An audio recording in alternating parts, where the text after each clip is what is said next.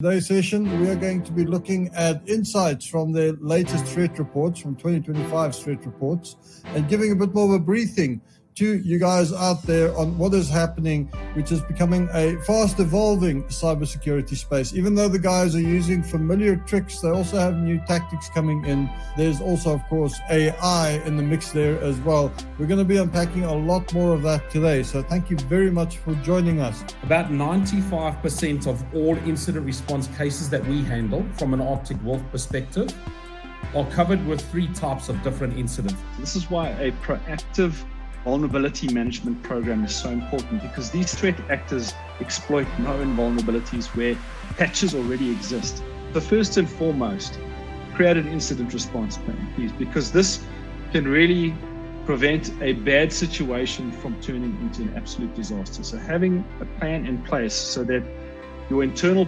organization, your internal employees know what to do and when to do it. It's also important that organizations focus on broad holistic visibility. So you want to cover the full attack surface. Enforcing strong identity controls is becoming extremely important. So multi-factor authentication should be a default within every organization today.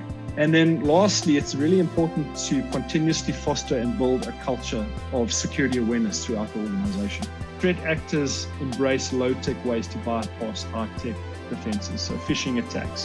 What we've also seen is this ransomware landscape is continuously changing, it's continuously adapting. And when one ransomware group retires or is brought down by law enforcement agencies, or there might be infighting or politics within that ransomware group and they might close down for whatever reason, others spin up again. And as we mentioned before, 3 cyber incident types accounted for 95% of all our incident response cases. And last but not least, we cannot say this enough, prioritized patching is so important. But really the benefits of an incident response plan is to have the communication process and the workflow in place already. So if there is an incident, you can respond significantly faster. So internally, the people within the organization know what the next steps are and who to contact and what to do, because that's all predefined. It's all about being able to respond faster. I think in South Africa and Africa, the culture's been quite tactical. It's been a bit immature when it comes to cybersecurity. We have seen that change in the last couple of months, but I think a lot of the time, the people that are involved in understanding the risk, so GRC, CROs, CISOs, get it.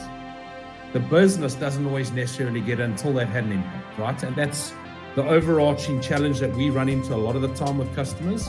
And that's the only way we get around that is education or the business understanding, because some of the time they don't understand the actual business risk that they're going to see as an impact. Thank you for joining us today.